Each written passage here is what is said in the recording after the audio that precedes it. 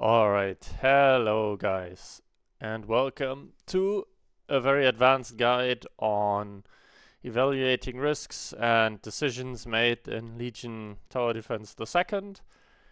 And this is definitely my most ambitious project. It will probably be a quite unwatchably long video. I hope to try to still explain things, and maybe it's worth to watch this in batches or something. Yeah, it's a quite a theoretical discussion, and I'll add a few examples at the end, but you could find millions and millions of examples. Essentially, every game contains risks and decisions that can be evaluated, essentially via the principles that I'm going to be discussing. But yeah, I don't have time, and I don't feel like it's worth to add even more examples. But feel free to ask me about it, especially in the LNS Discord or something, if you want me to do a deeper dive into whatever example you can come up with. Okay, so I'll try to put some timestamps somewhere if I find out how to do this without rewatching my entire video, which I will definitely not be doing. So what's the plan? Well, as you can see, I've already started a presentation because I used to do mathematics and I want to give Janum a little bit of PTSD from his calculus classes. So I'm using the same style, so get fucked. The idea is, at first, well, we need some background to evaluate decisions, and the main background we need is mathematical probability theory. So I'll try to explain two important concepts, the most important concepts in my opinion, which is expected value and variance. If you know what that is, just skip all what I'm going to say. It's going to be very basic. If you've no clue what it is, I think it's pretty good to have an idea of what it is for evaluating risks. Then I'll briefly touch on game theory, but I'll quickly disregard it because I don't want to be discussing billions and billions of possibilities and getting into poker theory and stuff, but it's a fascinating area of mathematics, or yeah, I guess mathematics, that I'm happy to even talk about a little bit more in case people are interested. Then I want to talk about the types of risks and types of decisions that you have to be familiar with and that you have to evaluate with game theory / probability theory. Because it's not only about oh, do I overpush on this wave? It's much, much more subtle than this. And then at the end, I want to sort of, these three things that I'm gonna be talking about are highly theoretical, and then I want to sort of get more practical and find some rules and questions that you should follow the rules essentially. And sometimes it's good to ask yourself these questions that I'm gonna put down there to well, get a good idea of what you're doing is a good play or not. And then finally, I want to discuss some examples. And so really feel free, this video will be somewhat long, as this is there are a lot of thoughts that I have on all these things and I want to explain them. But it might be very, very dry and very, very hard to watch, so I'm sorry about that. But this is really for advanced people who already understand the game pretty well but want to make the next step, say from 2.4K to 2.6K or from 2.6 to 3K or something. We're really talking about experienced players. If you are sort of in the gold, platinum, diamond, expert range, just do the basic things. Be on value, build proper units, use auto send early, then save, send, and win. And once you've got a really good understanding of how to do that, you can come back to this. I mean, you can definitely watch this, but if you try to implement these more advanced things into your game, it will just be overwhelming. Okay, right. Also, this is all from my point of view. So, for those that don't know me, I've played Legion for essentially 8 years now. I have been in several finals of the best tournaments. I did not manage to win. I have lost in a best of 5, the final game, very closely, twice. But yeah, I mean, I've played a lot of tournaments. I'm currently not in the top 10, but I'm pretty confident I could get back there if I really try hard at the game again. But right now I'm just taking a little bit more of a chilled approach. because I don't love the balancing. Okay. So, probability theory, what is the expected value? And in mathematical terms, we talk about random experiments. Think about a dice roll. Yeah, essentially something where you are not sure what is going to happen. And the expected value is somewhat of a measure of the quote-unquote average result. And what does that mean? Or how does one end up at this expected value? One has to add up, or in proper terms integrate, all possible outcomes multiplied by their respective probability. Okay, math is mathing. It's pretty simple. Imagine a dice roll, fair dice, 6 sides, all results have probability a sixth. So we add 1 times the sixth, plus 2 times the sixth, plus 3 times the sixth, and so on. And if we add all of these up, then we end up at 3.5. Okay? So if we keep adding, so we take a fair die and we roll it, say 10 million times. If we then add up all the 10 million times, the results, and divide it by 10 million, we will roughly end up by 3.5. This is what this value is telling us. Another important thing is you will never actually roll a 3.5, even though this is sort of the quote-unquote expected value. But it still gives you a good feeling of what will happen with this random experiment in the long term. Right. And this expected value will be essentially our measure of how much gold, myth, king damage, elo a play will generate on average. Because Legion is a game with limited information, so we do not know when we make a decision how it will turn out. Okay, say we send a brute, we don't know if they are going to add a lot, if they pushed workers, if they're going to grieve, if they're going to disconnect, if the sun is going to explode, whatever, yeah? So essentially, we should not evaluate whether we should send a brute or not by just this one outcome, but we should consider this specific scenario that we're in and imagine how is our opponent going to play, and will this be a good play on average, or will this be a bad play? For example, if we saw last wave he was plus 200, sending a single brute on the next wave is going to be a bad play in 99.999% of cases, so it's going to be a bad play on average. Whereas if they are massively under, it's probably a good play. But this is the proper quote-unquote mathematical evaluation framework that you're using. Okay, the second important point is variance. Given a random experiment, variance is a measure of how sort of spread out this distribution is. So if an experiment has very high variance, then as the name suggests, sometimes something on the very extreme end on the one side will happen, and then the next time something on the very extreme end on the other side is going to happen. And if the variance is relatively small, then you're pretty sure what's going to happen. Right, so this is the next bullet point. Therefore, it is a measure of how close to the expected value and outcome of the random experiment will most likely be. Well, I've said expected value. It's not quite true, but let me swap some details under the rug here. Right, so let's compare a fair die roll to one that will only roll 3s and 4s with equal probability. In that case, the expected value is the same, right? You have a half times 3 is 1.5, plus a half times 4 is 2, 2 plus 1.5 is also 3.5.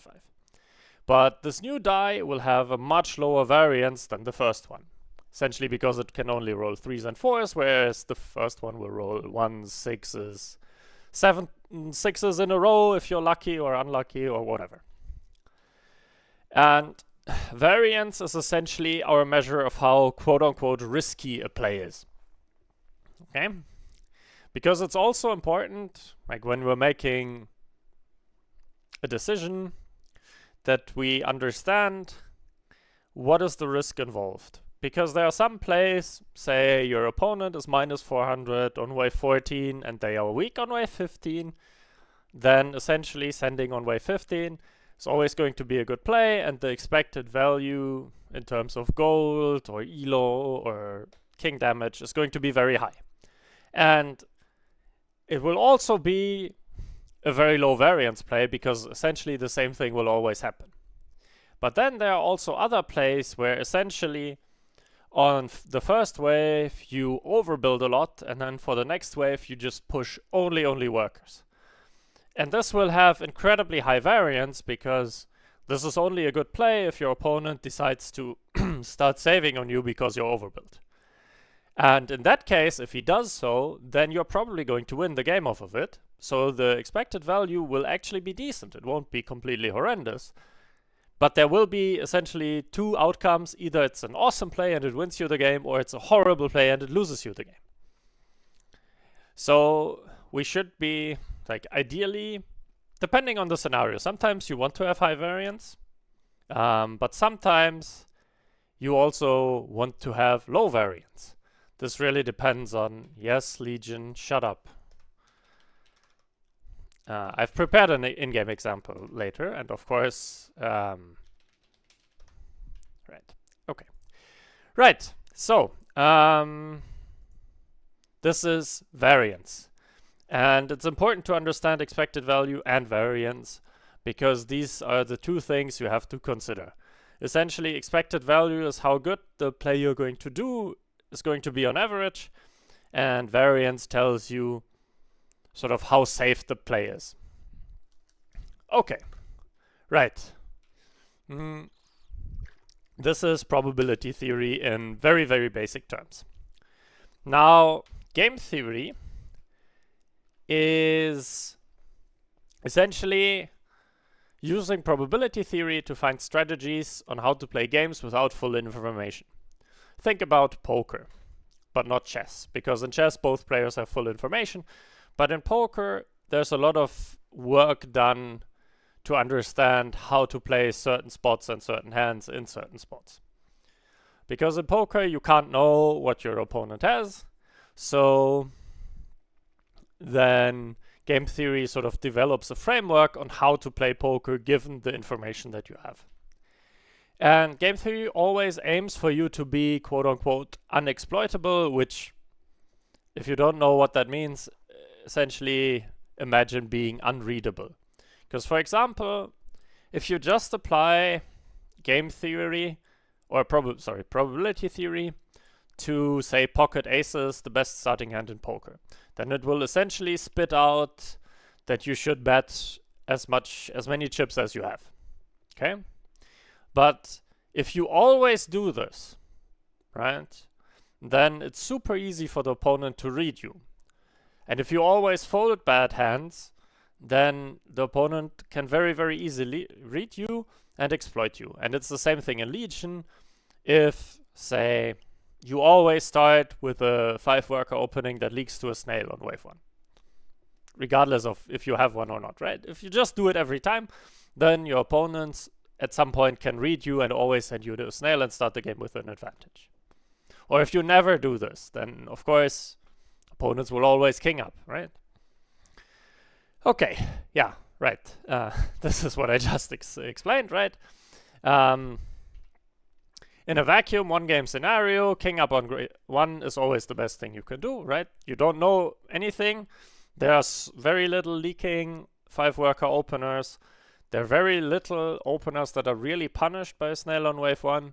So king upping is very, very good. And sometimes saving might also be good, depending on what you have.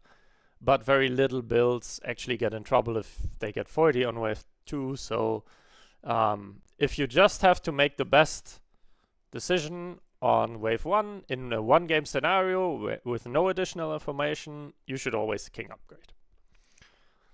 And this is, for example, what Ashton Butcher used to do, and every time I played against him, I had a small edge. And he still outplayed me because he's a beast, but what can you do? And this is what I'm saying here. However, if you play the game a lot and face the same opponents again and again, they can start exploiting by using 5 starts, 5 worker starts. There's a W missing, but of course I did not read this presentation for typos. Okay, the main takeaway should be that being unpredictable is beneficial, especially in high elo when you meet the same players over and over again. But due to the complexion of Legion, it does not make sense to worry too much about game theory implications, apart from maybe Wave 1 decisions or like mind gaming, for example, in a best of 5 Nova Cup final. And this is because essentially the spots are so diverse that you will never end up in the same spot ever again. Whereas in poker, it's quite reasonable to have the same hand in the same spot again. Maybe it's not quite exactly the same spot, but it's the same type of hand in the same type of spot with a very similar flop or whatever. Yeah, so it's more similar there, and so you have to be a lot more balanced there, and there's also a lot less going on. Essentially, poker is all about game theory and betting and making sure that you don't give away any tells physically. Whereas Legion, you also have to understand roles and your build and all these kind of things. So this complexion kind of makes it so that worrying about game theory implications is probably not worth it. Yeah, I mean, it might be worth it if you sort of lock in the same unit and start the same unit every time, but this is not really happening in high elo anymore. We had double lock-in, like Flower Angler or stuff, where people did the very same thing every fucking game. Every game, same thing, same amount of workers. It was very safe, not much to be done about it. So you just knew what to do. You knew on wave 1 what role to pick, how to play against it. And it was still hard to beat because it was OP. But in those cases, those players should have worried about the game theory implications and should have developed strategies to sort of mind game these counter strategies. It's sometimes you face like Sui cross people or something, and then okay, you know they play Sui cross. Okay, so I'm gonna pick, for example, Cartel, and I'm not gonna pick Fiesta or whatever, or Castle. Okay, yeah,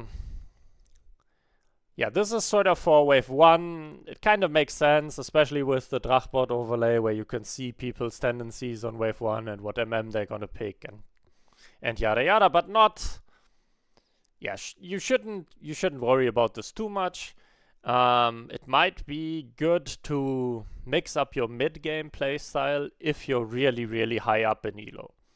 If you always say overbuild and long save in mid-game, then this becomes exploitable by the best players in the game. If you're not top 20, whatever kind of material, do not worry about this.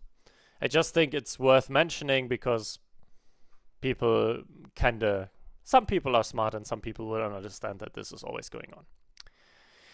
All right, theory, very dry theory part over. What types of risks and decisions are happening? Well, every decision we make is quote-unquote a risk, or more formally, it is a random experiment with a certain expected value and a certain variance. Okay, no matter what I do, it is a random experiment. Yeah, it doesn't matter if I push 0 workers, build 200 gold, or push 15 workers and build nothing. If I Sui push, it doesn't matter. It's all the decision. Every decision comes with a certain expected value and a certain variance. We should try to find high expected value plays. For example, overbuilding comes with the risk of being out-snowballed or starved to death, overpushing with the risk of leaking and dying early. And today we want to discuss risks related to building, sending, and shifting. I put shifting there as a special point because people always try to shift gold, and in a lot of cases I get very, very angry at them because I think it's a very bad decision. So I want to try to use the concept of expected value, variance, sort of what factors to put in to get a rough estimate of if this is a good play or not with regard to building, sending, and shifting. All right. So now we're being more more hands-on, more Legion type specific. Okay. Any building decision comes with some variance or risk, right? Add more units. Well, you could have pushed them into workers. Unlucky, you're snowballing less, you're not hitting your Mythium thresholds. You're building on the wrong squares, you're building on the right squares, you're building for the right wave, you're building for the wrong wave, you're building the right unit. It's a trade-off, blah, blah, blah. There are a lot of... Every decision is somewhat random because it depends on what the opponent is going to do. The biggest variance, so now we're talking about risk in the sense that the outcomes will be very, very spread across. There will be great outcomes and very, very bad ones. The biggest variance is caused by heavy underbuilding. Overbuilding very heavily also causes a lot of variance because it can be super good if the opponent sort of can't really use it and you get a very, very scaly kind of role with value generators. But usually staying close to value has the least variance and is sort of mostly recommended. But to understand what overbuilding and heavy underbuilding and what the risk is and stuff, you have to really understand your build and the enemy workers very, very well. Because there are a lot of builds that do extremely well against any 60 cent you put into them, whether it's Fiend, Brute, whatever, and they struggle extremely hard against the Dino. Think about a Daphne opening, okay? Daphne, not a great opening, whatever, but on wave 4, it's good against essentially every cent, right? Snail doesn't do so much. Once Snail gets focused, wave gets focused. Okay, we don't care. DT, bad armor typing, Lizard probably doesn't do much. Fiend gets fucked by Daphne. Brute will just get stuck on whatever the other units are. But if the enemy can afford a Dino and the Daphne is built to off-tank perfectly, the Dino might just run down the Daphne because it does good damage and is very tanky against it. So suddenly you go from leaking, say, 30% to leaking 80%. And these thresholds are what you have to understand very, very well early on. It's the same thing with Nightmare even on wave 3, right? Sometimes it's a good play to push to 6 workers, say, if you have Gargoyle. But it's not so great if they can push 6 workers and send you 60. So this is constantly going on throughout the entire game. On wave 8, can they afford to send you a pack leader? Can they afford to send you a Ghost Knight? All these types of things. So this is really quite advanced, and you have to be on top of a lot of things to really get a good feeling for what you should be doing. And now we will discuss the most common factors that I try to think about when I'm like asking myself what I should do. Okay. Right. So underbuilding. When I consider sort of pushing quite heavy, you have to remember it's always an estimate of risk versus reward or an estimate of expected value, and you should always try to understand variance as well. Especially if you're in skewed matchups or, well, in general, you should understand this. In my opinion, the following questions or points to think about are the most important ones. Let's start with the factors that impact sort of the risk, right? Because if I want to estimate the expected value in terms of, say, gold or whatever, I have to understand in which cases or what can happen that make this a very bad play, and how likely is this? Sort of, how bad will the play be, and what's the probability of this? And then I also have to factor in which cases is this a really great play, and how great is it? Okay, so my number one thing, this is one that I've learned from Ashton, is if I'm underbuilding, I ask myself, is this essentially a one-wave risk? And what do I mean by this? Am I taking a risk on wave 5, but will be reasonably fine if I get income sent or saved on wave 6? And if the answer is no, then it's very, very rarely worth it to take this risk. Because the opponent will see, oh, he's red undervalue. I am going to full send him. This is the normal reaction. They will not just keep income kinging you. I mean, if they do, then, well, you are just winning the game anyway. But it's very rarely worth to say, oh, I'm just going to giga push here and then leak the next send whenever it comes. Because this is sort of, you're not, well, essentially the reward will be much, much lower because at some point you will have to pay the price for this push. But what Ashton always used to do is he would take quite a big risk on, say, wave 6, but then he would make sure that he has a good answer for wave 7, so if the full send there comes, he leaks 40%, but he has gained so much via scaling or pressure that it's worth it.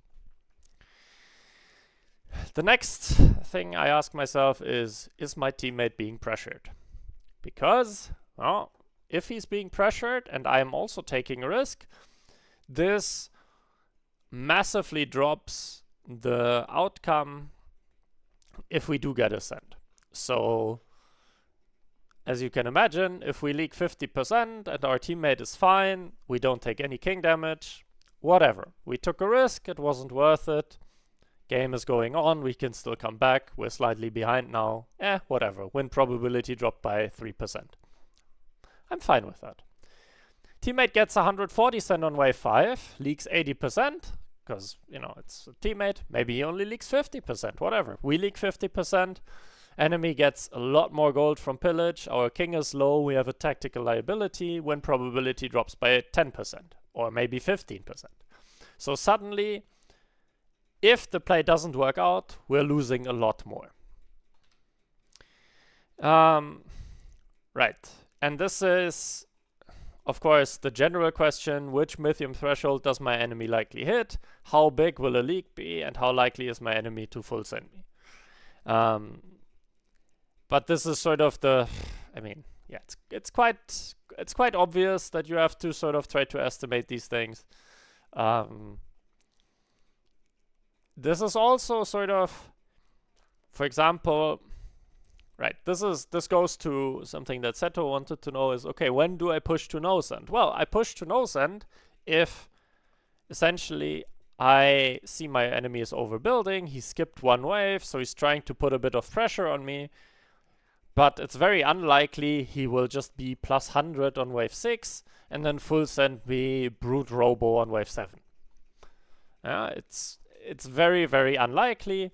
And especially if I know that he's not hitting the double brute threshold for whatever reason, right? Because I know his workers and it's a quick wave. I know he can't double brute me. He's not going to hit the threshold, so he's very unlikely to full send me. So this drastically reduces the probability of the bad outcome happening. And of course, you always have to estimate how big will a leak be, and because, well, I mean, this sort of determines how bad the result is. This is especially important when you play units like Gun or Pota, where you have to let them off tank, but essentially if they die early because you let them tank too much or because you just didn't hit the threshold for it to get another heal or whatever, you suddenly go from leaking 20% to leaking 95%. And it's also very important to understand what other sort of building options do I have. Of course, if you don't have a tier 1 or a tier 2 and you have 80 gold left and you're expecting them to send you, you might as well push another worker because, well, you can't build anything anyway, right? Or imagine wave 9 is going to come and you're kind of weak on wave 9, but you end up having, well, Peewee and Gargoyle in your role. Well, Gargoyle isn't that bad, but it's pretty bad. And if you know that in advance, well, it's sometimes better to push an additional worker and to just say, well, I can't build anything useful anyway. I have to, right after wave 7, I have whatever kind of build, a doppel build, or, yeah, say Butcher Nightmare, and you know you're kind of weak on 9, but you can push for 8, you want to send on wave 9, and then you push just enough that you can afford your head chef for wave 9, but you don't want to be spending 50 more gold on, say, Gargoyle or whatever, because building this 50 gold doesn't really improve your hold. It just kind of messes with your economy. And on the other hand, of course, if you need to hit certain building thresholds, say your Violet for wave 5, your Berserker for wave 6 or whatever, if this is your only answer, you have to make sure you get them, and might even have to bite the bullet and overbuild a little bit. Okay, and on the other side, right, this is all quote unquote things where if the answer is sort of moving towards it's a bad play, then you always have to balance out with the reward side. And the most important quote unquote thing you have to consider is, does this extra worker give me a significant Mythium threshold? And this is early game is very often about 100 Mythium for wave 5, 160 for wave 7, 160 or 200 for wave 8. In the mid or late game, it's very often about double Ghost Knight, double 4-Eye, Needler pre-income, Shaman Needler. So you have to understand that pushing extra workers, the reward, the expected value you sort of gain if this works out, jumps significantly if you reach the threshold you need to leak your guy. Another reward that you might earn is forcing a strong wave for your team. I have one example later on where essentially I was playing Pipsqueak Opener and my teammate was Pixie Fiesta, and we really pushed hard for wave 5 to force a wave 6 send, because we knew if the game goes to 7, we're probably fucked. So we could force a wave 6 send. Well, the enemy did not realize they were forced to send there and ended up dying on wave 6. Well, I mean, this is what happens, right? Life is lifing.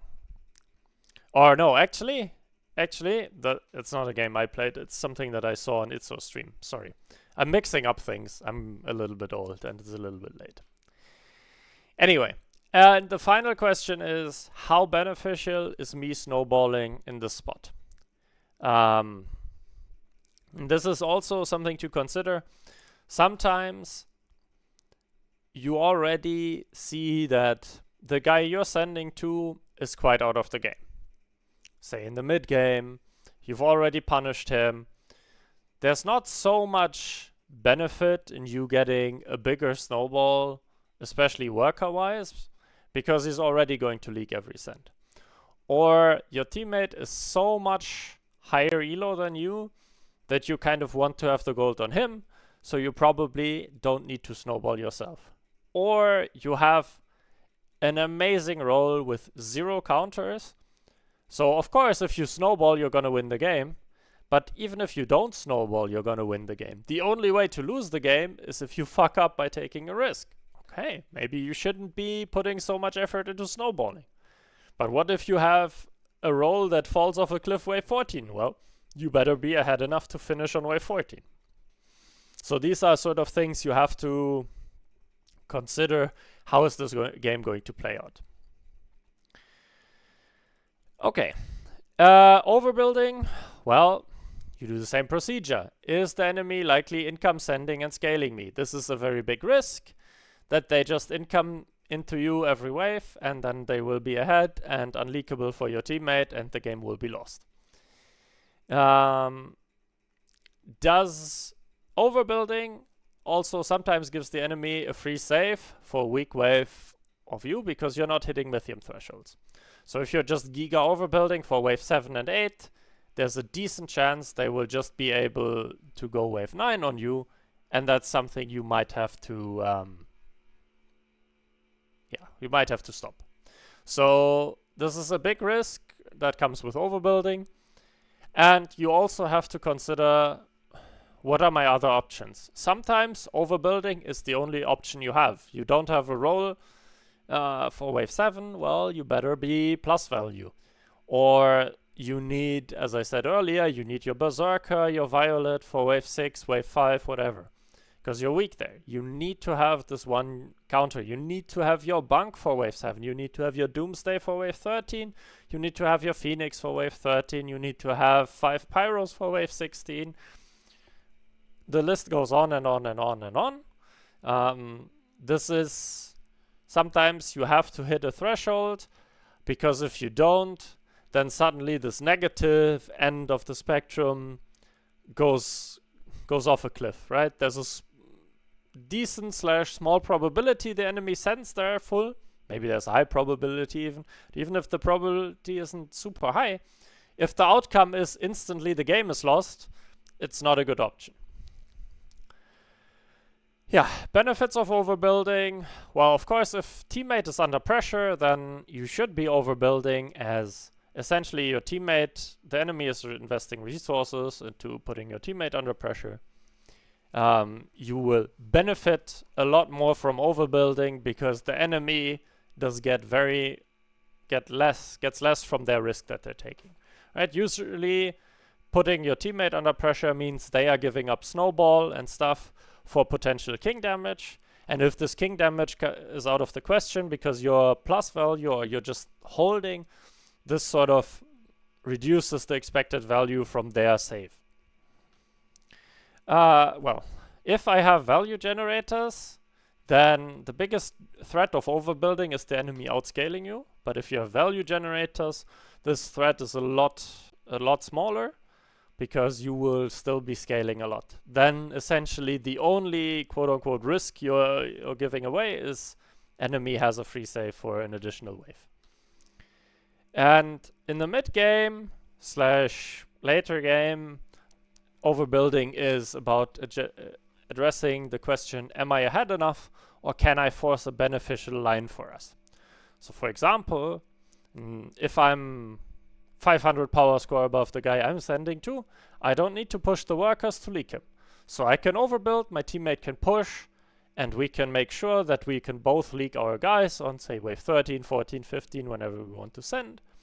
This is giga beneficial, because we get 90% king damage, get all the pillage gold, and then I can push a little bit of workers, still be giga ahead, and we can just sail home to victory. It's gonna be super easy. Or can I force a beneficial line for us? Well, if the game is even, say on wave 10, wave 11, whatever, and we really want to go 14 on them, for whatever reason, but they kind of want 13 against us, or say wave 12, and they really do not want us to go 14, if I do not push any workers and have sort of decent answers for 12, 13, sometimes I can just make sure that I hold any send, so they cannot force wave 12 or 13 on us. We get to force the beneficial line where everyone sends on 14, and this gives us a big push, even though our sends will be smaller, but it doesn't matter. If enemy is weak there and we're strong there, we just hold their bigger send, and we just giga-fuck them. Yeah, and the final question, well, is my role insane? If my role is insane, I should just overbuild the entire early game, and the role will just generate millions and millions of value for me. Not in terms of actual gold, but APS DK, for example, with decent tanks. It doesn't matter. If you're just ahead enough, or like in a decent enough spot, it will just spawn 70 million clones, and it's unplayable for the opponent. Okay, and the final thing to consider when you're building is what wave to build for. This is something that Genom also mentioned. I see a lot of people that always build for the next wave. And this is not ideal. It's a decent way of starting to learn the game. It's fine. Don't worry too much about it. But I want to use the famous phrase by Mr. Jules, that everything is a trade-off.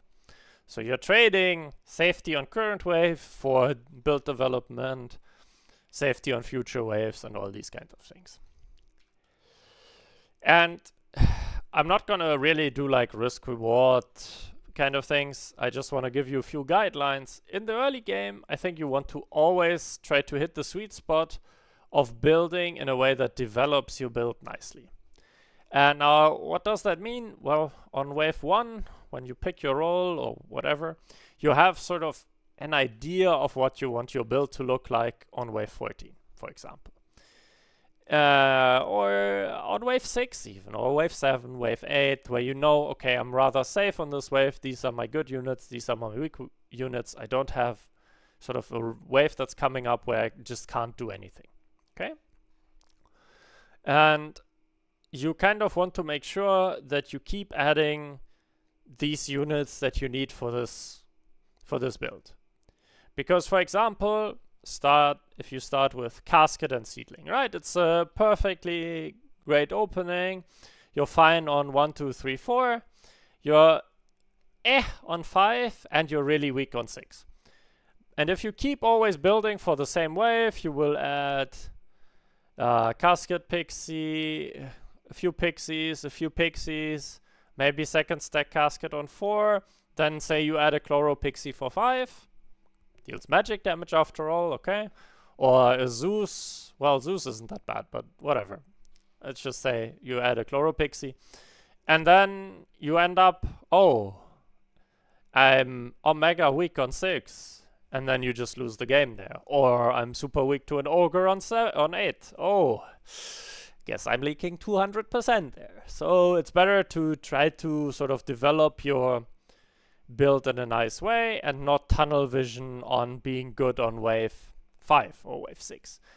You need to make sure that, for example, also if you start with a big tank, that you add some DPS, or if you start with a DPS unit like Nightmare, that you add sufficient amounts of tank units to sustain this Nightmare.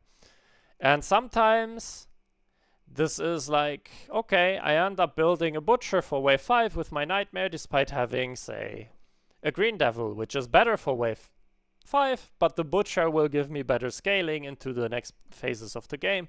So I rather add the Butcher, accept the small leak, or slightly bigger leak, but have better push over the rest of the game. This starts varying when you get saved on for multiple waves. So if they go 3 into 7, then it's not worth to add whatever unit is best for your build in 2 waves on wave 7. It's best to add whatever the fuck you have to be good on wave 7. Because of king damage implications and all these kinds of things. So essentially, you should, and of course, when the enemy starts saving, you have to sort of make your best guess when you think they will come. And then if you're not sure if they go 6 or 7 on you, you should try to build a unit on wave 6 that's decent on both waves. For example, I don't know, upgrading your Oathbreaker to a Giga Oathbreaker is probably very, very good. Whereas if you're sure that they go 6, adding a Berserker might be a better play. Because Berserker does better against the Brute Send that you will get. Right? And in the later stages of the game, it is often beneficial to commit to defending a wave on which your teammate is weak, or that you can force a send on. If you can force a send on wave 13, you have to be, or you should be good on wave 13, because, well, that's where the game will be decided, or not necessarily decided, but a big part of the game is being decided.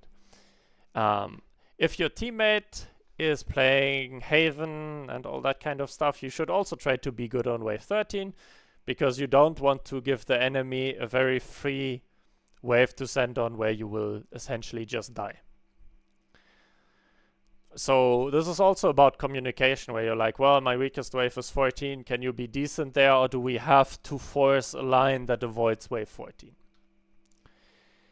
And in general, for which waves do I build? What I try to ask myself or discuss with my teammate around wave 10 is, when do we want to send? And not just one wave, but what's the sort of natural progression of lines? 13, 16, 20. 14, 18, 20. 14, 16, 19. Whatever. There are all these kinds of lines that you can take. And then the next question is, where are we weak and how can we defend these waves? Is it by building for them? Is it by undercutting? Is it by saving so they can't really push into us? And then this sort of gives you an idea of which waves you have to really focus on when building. But this also requires tons and tons and tons of practice and millions and millions and millions of hours. This is not something that you can just oh, I have to think about this and then find the correct answer. It is really, really difficult, and it's probably the area where people make the most mistakes. And I'm also nowhere perfect. Yeah, I mean, this is, I have this discussion very often with my teammates, so yeah.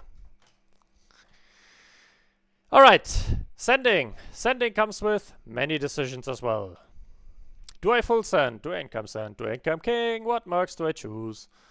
And here are some pointers / questions to help you evaluate what to do. I'm gonna go through them quicker because the video is already quite long and I want to be done at some point, and you probably don't want to keep listening to me.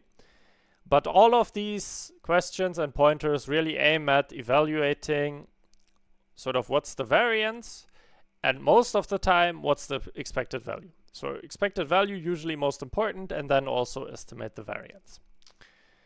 First we discuss what to send if we decide to send power mercs. Okay, this is like mid-game decisions, late-game decisions. So first, what is the game state? Okay, are we ahead? Are we behind? If we are ahead, I try to look for a very safe send that is always good, say Shaman Needler on 15, or a lot of Ogres and a pack leader on 16. Yeah.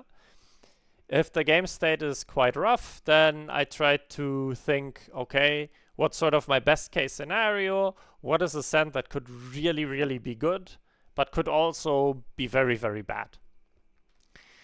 I always ask myself, how will his build likely evolve? So say on wave 7, I want to full send. Well, he's most likely going to add an arcane defense unit.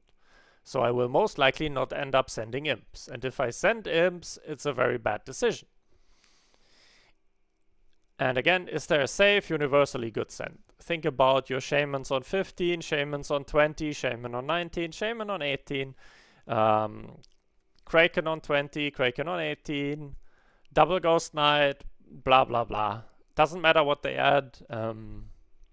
It's going to be good against their board. And what is the best send against the worst possible realistic play he has? This is... the later part is something that I will illustrate with an Azaria build where, well, if I'm behind, I might assume that he's not gonna just split, right? I mean, there's a decent chance he will just forget, say on wave 13.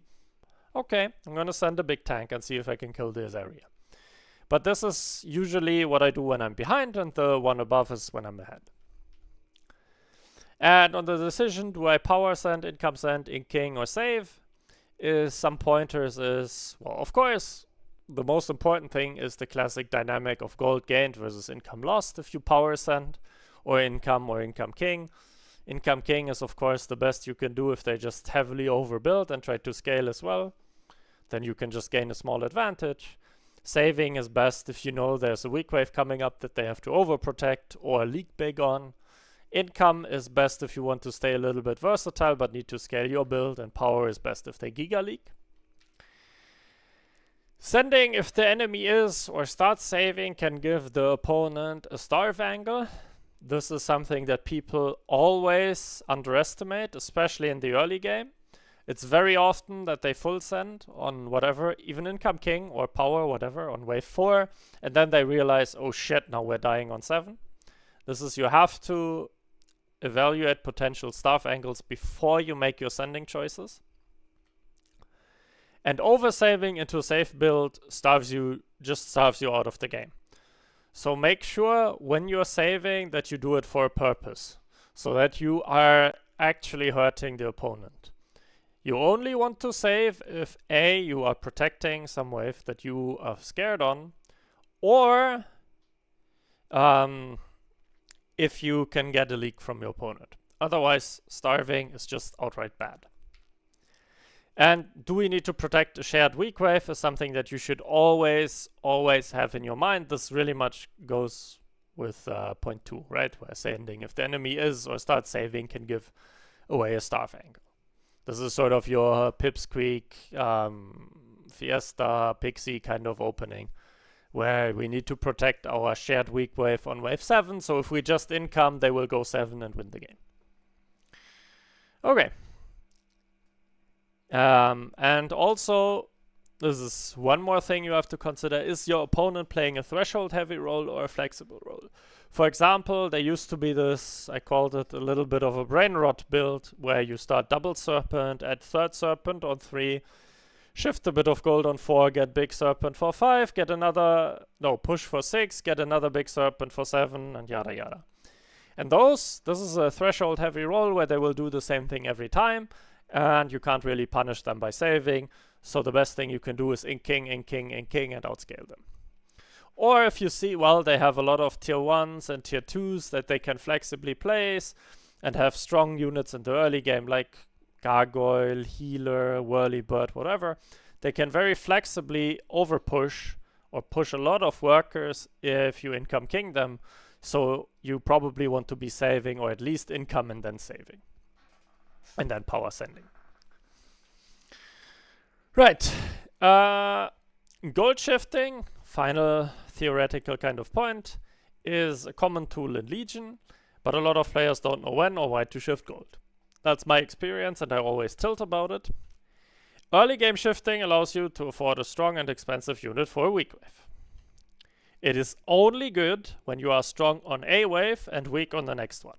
So think about your Zeus builds for wave 6, Berserker builds for wave 6, sometimes Honeyflower for 3/4 where you're weak on 5, Giga Oathbreaker builds for wave 9 where you're weak on 10, and all these kinds of things. It is never good to shift on a weak wave. It is never good to shift on a semi-strong wave. It's not good to shift for another strong wave. Only do it in these very specific scenarios. Only shift gold when it is necessary, or the other case is the shifted gold has no value. Say you have 40 gold and no useful tier 1, tier 2, right? You don't want to just, right, I'm strong enough on 6, I don't want to add another peewee, but I also can't push a worker, so I'm just going to keep the 40 gold. Don't shift like 60 gold for fun in the early game. Only do it when you know you need to afford a tier 6 or whatever for the next wave. Else, just push the worker. The worker is going to scale a lot for you. Okay? In mid-game, it allows you to hide which tier 6 unit you have and surprise the opponent with it. This is a relatively small gain for a relatively big risk, so you should be quite confident that you don't get the send where you're shifting. Quite obvious. Yeah. I mean, shifting, like, in the early game, when you have Zerka, shifting on 6 is quite a good play. Because even if you get the send there, you're not going to leak so much, and you're still going to be able to afford your tier 6. If you're weak on a wave, and you shift, you get the send there, you leak so big that the enemy can resend you and leak you again, because you won't be able to afford the tier 6. It's a 2-wave risk. It's not good. And in the mid game, this is a similar thing. You should really only do this in high elo, where you know, well, the enemy is not going to randomly send 240 Mythium into a Kingpin on 12. Yeah.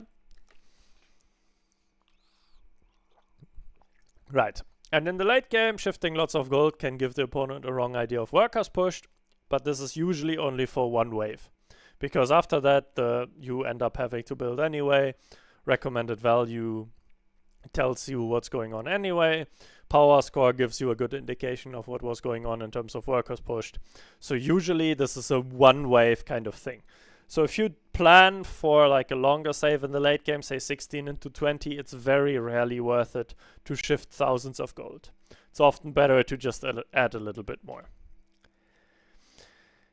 It's very often a good play, however, it usually gives good information after that one wave to the opponent and might cause a very long wave. So make sure, if you're doing this, that baiting the send is actually beneficial for you.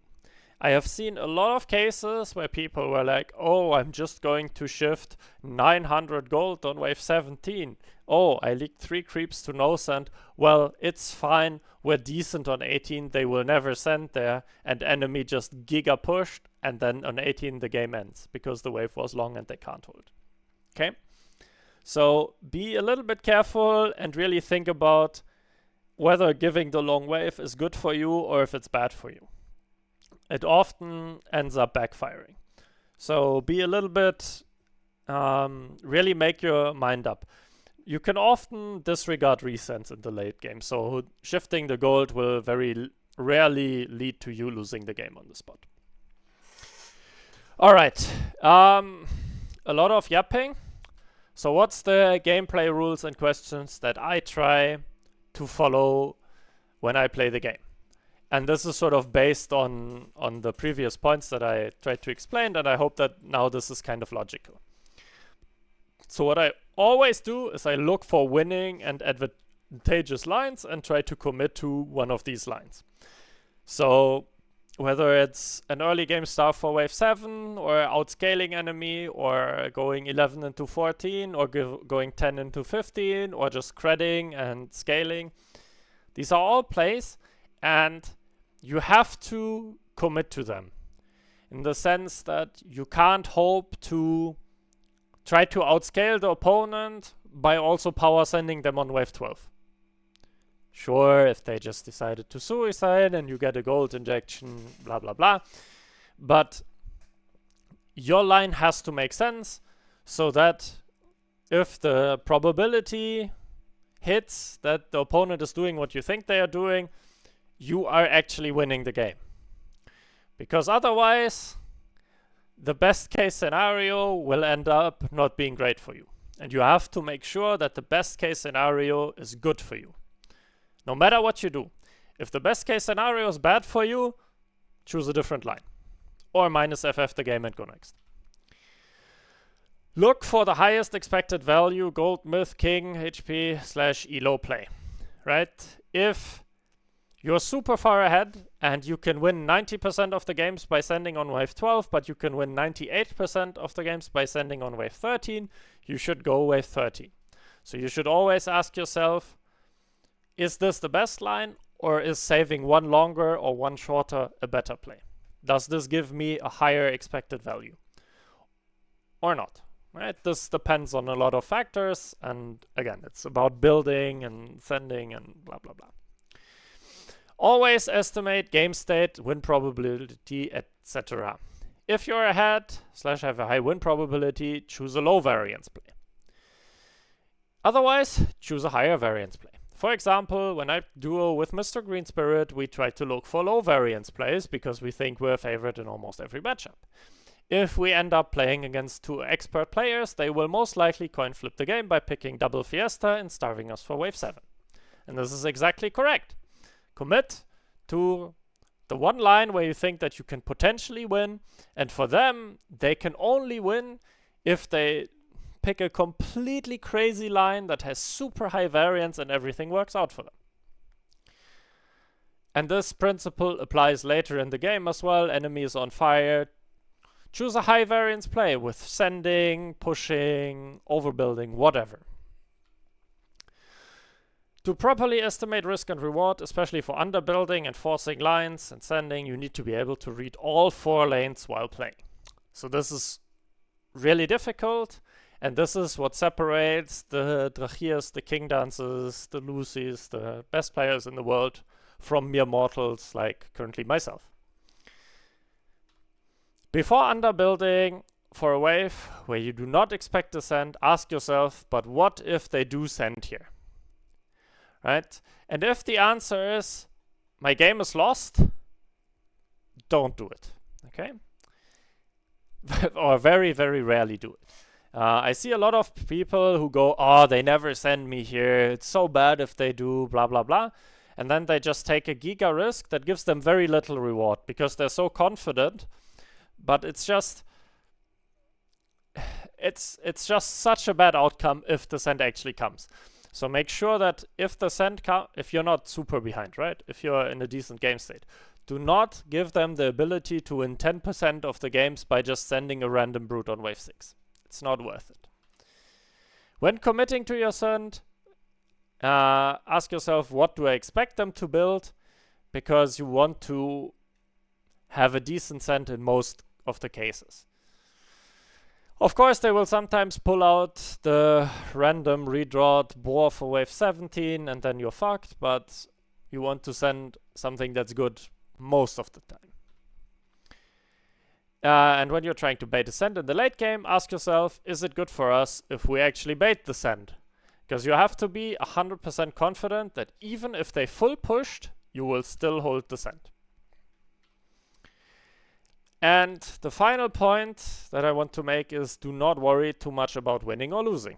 Try to evaluate if you did the correct thing. And this is the hardest thing, and it's the same thing in poker. If you have a 95% win probability, it's good to go all in against an opponent, but 5% of the time they will win. That's how probability works. And it's the same thing in Legion. If you make a play that is really good, and like it has high expected value, very little variance, sometimes the opponent will just do a very strange play and they will win because of it. And it will be frustrating and you will be mad, you'll lose elo and you'll complain in the venting channel and it'll be maddening, and then people will tell you, well, you did the correct thing on that wave, but you also griefed these other 3 cases, try to improve. But try not to worry too much about losing a few games. If you think you committed to the correct line, be happy about it, you did the right thing. Long term, this will gain you a lot of elo. Alright, that's the theory background. And now let us very briefly look at a few examples, and then we can all go our way. Alright, so this is an example that is provided by my good friend Mr. Grüngeist, Green Spirit. He's playing with Einar here. He gets a send on 11, and his teammate is building an antler and a consort, and he's shifting 175 gold. I know this. You can't see this here, but I know this because he told me. And why is he doing this? Well, he wants to make sure he can afford the Sovereign and, say, a fully boosted Orchid or something. And also because he doesn't have great choices, but okay, teammate got a send on 12, he's kind of weak on 13, so I have to make sure I'm good on 13, but he completely disregards that he's gonna be weak on wave 12. And this is a classic case of shifting on a weak wave, where now he is just behind, he can push, but his spot in the game is really, really rough, and S12 R1 GGS is giga ahead, and you definitely do not want S12 R1 GGS to be ahead. And then, you know, they end up losing the game on wave 16. Oh no, wave 17 to a reset. Which I told you to disregard, but in some cases you shouldn't. Okay, the next example. Which one is this? This is a game I played with Mr. Green Spirit. And right, this is a successful shift. Right, okay, this is where we're talking about shifting in the mid game. Yellow gets 160 on wave 11, is super strong on wave 12, so he can very easily shift gold here. He could also add the catapult, yeah, it doesn't really do anything if he adds it, but it's also fine for him to shift, and then we end up going full, and he just easily holds, and now is very far ahead. Probably the full send isn't worth it, we should communicate better, and blah blah blah, but this shift on wave 12 is 100% worth it, because remember, I told you, what if they send? Well, what if green sends him a mole? He's gonna hold anyway. Doesn't fucking matter. Okay. Next thing. Right. This is one of my Mr. Shakara. One of the things he loves to do, and that I see a lot of people do, is it's not worth the risk that they're taking. It's the 7-worker Green Devil every time, 6-worker, 7-worker Sand Badger thing, 7-worker Slime Mummy kind of thing. He gets a send on wave 1 and 2, and then he's like pushing to 6 workers, which is quite risky after this king up, right? And he even pushes to 7 because he gets the snail. But this is just completely, like, this risk essentially on wave 2 already is a mistake. Because it's not a 1-wave risk, it's a 2-wave risk. Because if you get a send on wave 3, you're leaking wave 3, and then you will leak again on wave 4. You have no chance of defending it.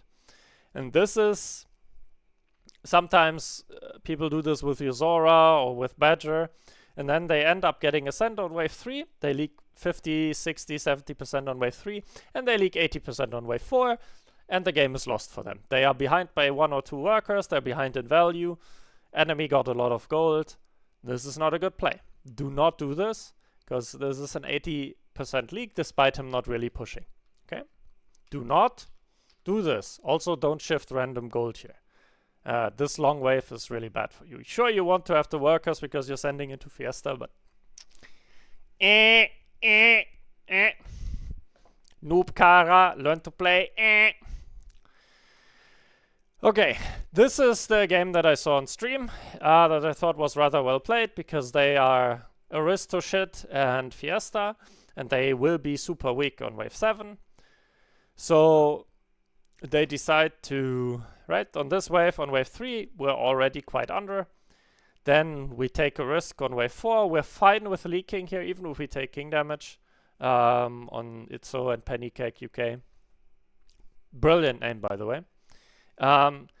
Then on wave 5, there's another risk. He's minus 100 probably. This guy's probably also minus 70. It's not a huge leak that they get if they full send here, but full send here does like 30-40% king damage.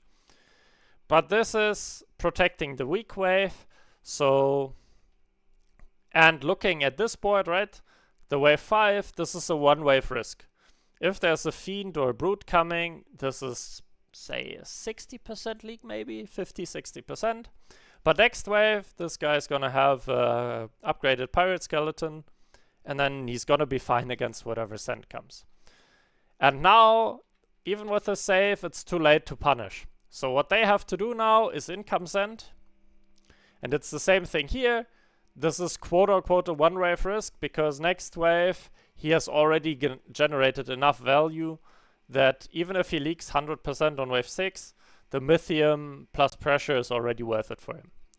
And then the enemy sends on wave 6, as you can clearly see. No, they had to skip, and then they just die 100-0. So they were forced to send on 6, but they didn't. Lovely. But yeah, this is a good underbuild / risk from this west side team. It's not to scale, but it's to force waves and to put pressure. And this has like quite a high expected value, but it does have decent variance. Yeah, if there's a full send on 5, this is probably not such a good play. Okay, this is another game that I played, and I want to again. Okay, so I'm sending into yellow, and yellow on wave 4, right? Teammate is Pixie, is Fiesta. He's underbuilding. He's weak on wave 3. There's a long wave. So what's going to happen? He's going to leak on 3. What does yellow decide to do? He decides to psycho push and take a big risk on 3. And this costs them 25% king. This hunt for 11 Mythium is just expected value. It's a super high variance play, and the expected value will be quite low. It's just not worth it. This comes back to teammate is taking a big risk. I shouldn't be the one risking here. And then we're Giga overbuilding. And in this spot, I decide, okay, I got an income sent here. This guy is not amazing on 8 against the mole or whatever. I'm strong on 7. So, and for wave 8, I can build a bunk. So I'm going to take a big risk and push a lot. If he skips, I'm decently fine on wave 8. If he sends me, okay, I'm leaking, but I still have at least some pressure. It's not great for me, but it's fine. If he income kings me, I'm gonna leak small and it's fine. And so he income kings me, I'm 13 workers, super long wave. I leak my guy despite him being quite low workers. I get my bunk, I'm fine. Teammate is a little bit protected from an even bigger send. So this is a risk that's usually kind of worth it. And final Drachbot example is this other game that I played. Again, this is about understanding what your options are and where your build is really strong. Firelord is super strong on wave 5. And my cheapest unit, I rerolled the Angler for a Buckler, is a Buckler. So for wave 5 or wave 4, I already push quite a bit of workers. right? After wave 4, I pushed to 9 workers, because sure, I could add 2 bucklers and be a bit safer, but my real weak wave is going to be 7. So it's worth it for me to just take a big push here, add 1 buckler, because I don't want to have more than 2-3 bucklers anyway. And if I end up building more, they won't do much for me. And then I also do the usual thing of trying to skip, so they can't really save. I leak my guy, not so much. And then I build a coiler. I have 3 bucklers, and then my wave 8 answer does not exist. My wave 8 is horrendous. I will be leaking. So what do I decide to do? Well, I decide to understand that my options are really bad if he finds the mole/hermit set. I will be leaking, there's nothing I can do, and I will be very sad. So I commit to doing well against an idiotic send, because I don't have another choice. I could also try to do slightly better and kill 2 more creeps against the mole, but I don't think it's really worth it. I decide to just add a second coiler and hope he doesn't mole me, and somehow he finds the pack leader send so I can hold, and then the game is kind of free for me. So this is another example of maximizing expected value by understanding that the bad outcomes don't really get the bad outcomes don't get much worse if I decide to build the second coiler, but the good outcome is getting much, much better, so I maximize expected value. And the final case is a sending case. I have been kicked from the sandbox. I will hopefully find this game again, but this is the final thing, and oof, it's a long video already. But this goes back to sending the correct things if I expect them to do X. I cannot load because I'm an idiot. Right. Give me a second. Give me a second. I'm not going to cut because I'm a lazy piece of fucking shit.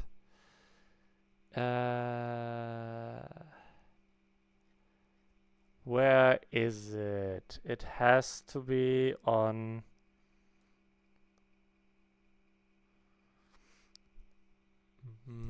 okay. No. Ah.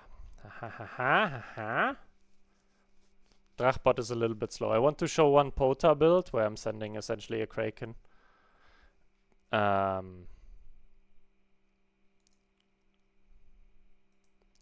Drachbot is so slow.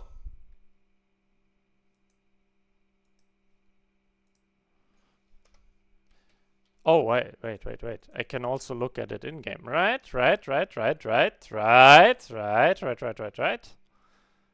try to... maybe this is the top game. Maybe this is the... it is not the top game anymore. Unlucky. Well, then let's try to improvise something here. No. Aha. Now I found it. Perfect. Right. Copy build.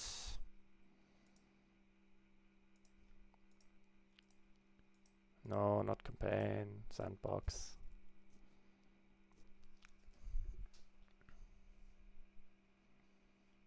And of course, this is like a sort of fabricated example because I don't want to look through millions and millions of games to find what we have to do. But assume that he's not done this, but he sort of has this build, yeah? And now on wave 13, or this is essentially what he has on wave 12, and then assume that I am heavily behind, right? I'm heavily behind, he has decent value. What is gonna happen? I will gamble that he plays like an idiot, doesn't adjust his split, and I will send a Kraken.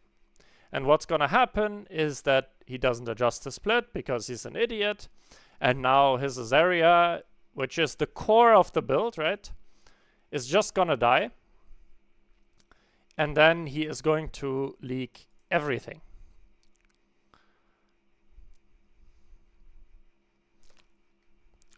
%107%. Whereas if he just does even split, which he should be doing, right? He should be doing, but in this game he hasn't really shown that he loves to do even splits with Pota.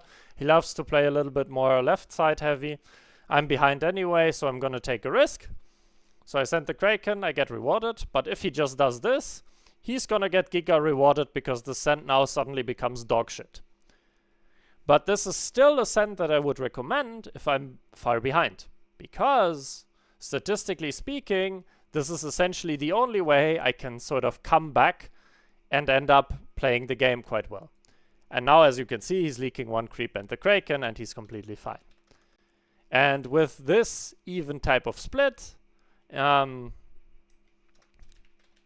he will be fine against essentially every 480 send. But if I'm forced to send there 4 king damage, I have to try to find a send that has the potential to deal damage, so my send isn't complete garbage.